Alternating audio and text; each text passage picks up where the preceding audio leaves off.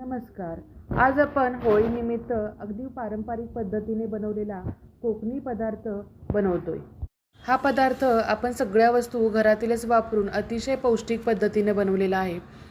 मी जेव्हा लहान होते त्यावेळेला आमची आजी हा पदार्थ नेहमी घरामध्ये बनवायची. अतिशय पौष्टिक असा पदार्थ आहे हा.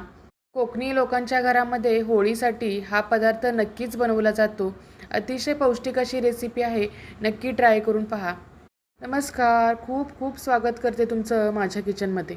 गुलगुले बनवण्यासाठी सुरुवातीला आपल्याला गूळ लागणार आहे. तर इथं मी गूळ चिरून घेतलेला आहे. इथं मी अर्धा कप गूळ घेणार आहे. इथं मी साधा सेंद्रिय गूळ वापरलेला आहे किंवा तुम्ही गूळ पावडरसुद्धा वापरू शकता. आता आपण इथं गूळ वितळण्यासाठी साधारण अर्धा कप पाणी यामध्ये घालणार आहोत. गूळ बुडेल इतकं आपण यामध्ये पाणी घातलेलं आहे. गूळ पटकन वितळण्यासाठी आपण यामध्ये गरम पाणी घातलेलं आहे. आपण हे पाणी गॅसवर ठेवलं नाही. बऱ्याच वेळेला गॅसवर ठेवलं की गुलगुले वातड होऊ शकतात. आता यामध्ये घालण्यासाठी आपण एक ड्राय मसाला तयार करणार आहोत. त्यासाठी मी 2 चमचे बडीशेप घेतलेली आहे आणि 2-3 हिरवी वेलची घेतलेली आहे. ती कुटून घेणार आहोत आपण.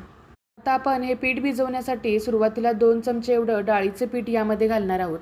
यामध्येच आपण 1 कप भरून गव्हाचं पीठ घालणार आहोत.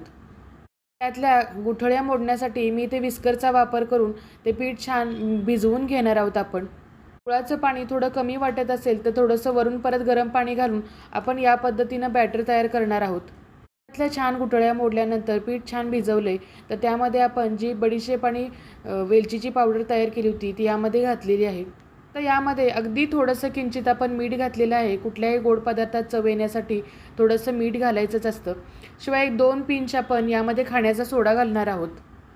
सोडा घातल्यानंतर हे मिश्रण आपण छान फेटून घेणार आहोत आणि हे तयार पीठ आपण थोडा वेळ 1-10 मिनटं झाकून ठेवणार आहोत. पीठ भिजवून साधारण 10 मिनटं झालेली आहेत. आता पीठ आपलं छान भिजलेलं आहे. तर आपले मालपुवे किंवा आपले गुलगुले आपण तयार करायला घेऊया. इथे मी नॉनस्टिकचा पॅन घेतलेला आहे. गरम झाल्यावर अगदी 1 चमचा आपण तेल त्याच्यावर पसरून घेतलेलं आहे आणि जे तयार पीठ आहे ते 2 पळी आपण यामध्ये घालणार आहोत आणि असं पसरवून घेणार आहोत. ज्या पद्धतीने पिठल्याची पोळी किंवा आपण चिला बनवतो तसं आपण करून घेणार आहोत. त्यावरती आपण झाकण ठेवून थोडीशी वाफ काढणार आहोत की जेणेकरून आपली पीठ छान फुलून येईल वरती. सोडा घातल्यामुळं एकदम छान जाळी पडते आपल्या गुलगुल्यांना. इथं पाहू शकताय किती छान सुंदर अशी जाळी पडलेली आहे. साईडहून आपण 1 चमचाभर तेल सोडणार आहोत आणि एक साईड भाजल्यानंतर आपण दुसऱ्या साईडनं उलटवून घेणार आहोत. दोन्ही साईडनं खरपूस असं छान भाजून घ्यायचं. खूप छान चव येते. एकदम छान खरपूस आपण भाजणार आहोत. गव्हाच्या पिठामध्ये डाळीचं पीठ ॲड केल्यामुळं या गुलगुल्यांची टेस्ट अजून जास्त एनहान्स होते. छान खरपूस भाजल्यानंतर आपण हा गुलगुला काढून घेतलेला आहे. परत थोडंसं तेल पसरवायचं, तव्यावर टाकायचं आणि हे पीठ आहे ते छान आपण पसरवून घेणार आहोत परत एकदा.